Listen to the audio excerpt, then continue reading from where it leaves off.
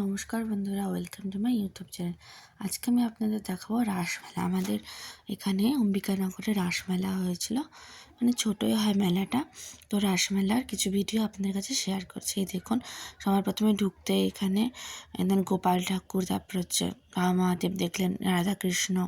এখানে রাসমেলায় কৃষ্ণ ঠাকুরের সব দেখায়, মানে চরিত্রগুলি।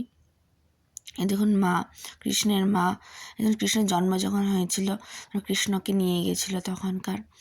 আচ্ছা, তারপরে যে কৃষ্ণ যে শাককে মারছিল ওটা, তারপর অসুরকে বধ করেছিল, বকাসুরকে, ওটার। তারপর এখানে দেখিয়েছে অর্জুন হচ্ছে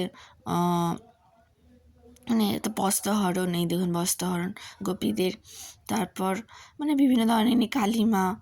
তারপর হচ্ছে এখানে হচ্ছে আবার কৃষ্ণ বধ করেছিল অসুরকে।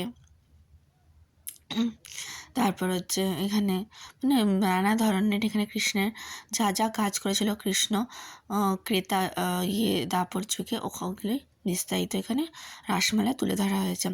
এই দেখুন এই অসুরটাকে মেরেছিল, মেয়ে অসুরটাকে কৃষ্ণ ছোটোবেলায়, ওগুলি রাসমেলায় দেখা হয়েছে। এই দেখুন এখানে সব হচ্ছে কৃষ্ণ ঠাকুরের সখী রাধা, সব এই দেখুন। খুব সুন্দর হয়েছিল মেলাটা, আপনারাও এসে দেখে যেতে পারেন। এখানে অম্বিকানগরে হচ্ছে, তো যদি আসতে চান তো দেখে যাবেন। এই দেখুন খুব সুন্দর করেছে মেলাটা। এই দেখুন বাবা মহাদেব ঠাকুর, এবার ছবিগুলো আপনাদের কাছে শেয়ার করছি। মহাদেব ঠাকুর, তারপরে এই দেখুন মা পার্বতী আর মহাদেব ঠাকুরের আদি শক্তি ফটোটা। তারপরে যে রাধাকৃষ্ণ ঠাকুর,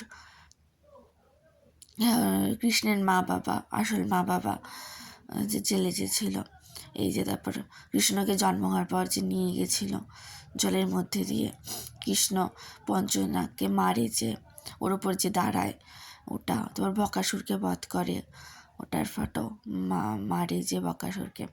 তারপরে এটা উঠিয়েছিল পাহাড়টাকে আঙ্গুল দিয়ে, বুড়ো আঙ্গুল দিয়ে। তারপর গোপীদের বস্ত্রহরণ।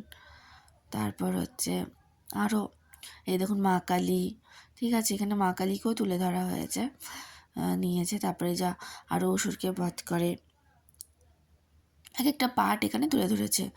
যে আবার এখানে কৃষ্ণ ঠাকুর, তারপর হচ্ছে যে মা অসুরকে বধ করে, মানে মেয়ে অসুরকে বধ করে, সরি।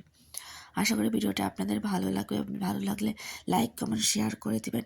লাস্টে একটা সেলফি তুলে তারপর বেরিয়ে যায়। মানে থাকবে, টাটা, বাই বাই, সবাই ভালো থাকবে।